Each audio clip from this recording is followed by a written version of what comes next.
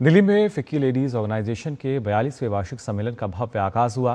FICCI federation house में आयोजित इस महत्वपूर्ण कार्यक्रम में देश भर से नीति निर्माता, उद्योग जगत के दिग्गज और महिला लीडर्स एक मंच पर जुटे। यह वार्षिक सम्मेलन विकसित भारत 2047 के विजन को ध्यान में रखते हुए महिला नेतृत्व वाले विकास और नवाचार पर केंद्रित रहा।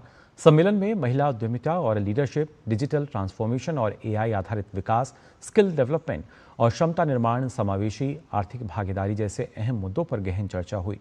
1983 में स्थापित फिक्की तो आज देश में महिला उद्यमिता, नेतृत्व और सशक्तिकरण का एक मजबूत मंच बन चुका है, जो भारत की विकास यात्रा में महिलाओं की भागीदारी को नई ऊंचाइयों तक ले जाने में अपनी अहम भूमिका निभा रहा है।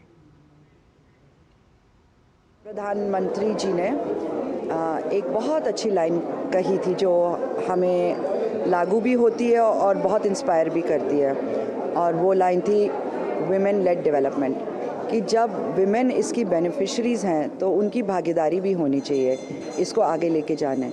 और जो महिलाएं हैं वो दूसरी महिलाओं की आवाज़ अच्छी तरह सुनती हैं, क्योंकि अगर 33% रिजर्वेशन ला रहे हैं तो उसमें पॉलिसीज़ महिलाएं जब दूसरी महिलाओं के लिए बनाएंगी तो उसमें एम्पैथी भी होगी।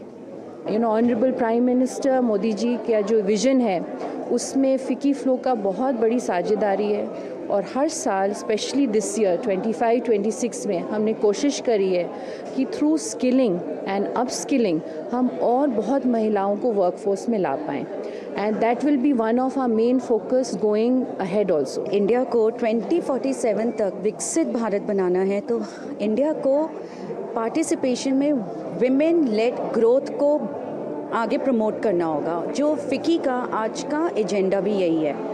क्योंकि अभी भी इंडिया में जो वर्कफोर्स पार्टिसिपेशन है ना विमेन की, वो 25 to 30% है।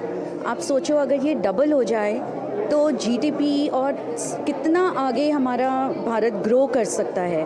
प्राइम मिनिस्टर की विजन जो 2047 में हमें स्ट्रॉन्गेस्ट इकॉनमी बना के चलनी है, हम वैसे ही सबसे ज़्यादा उनके साथ कंट्रीब्यूट कर सकते हैं, और हम उनके बिगेस्ट सपोर्टर्स हैं। We need to work together and we need to take this country to the next level together.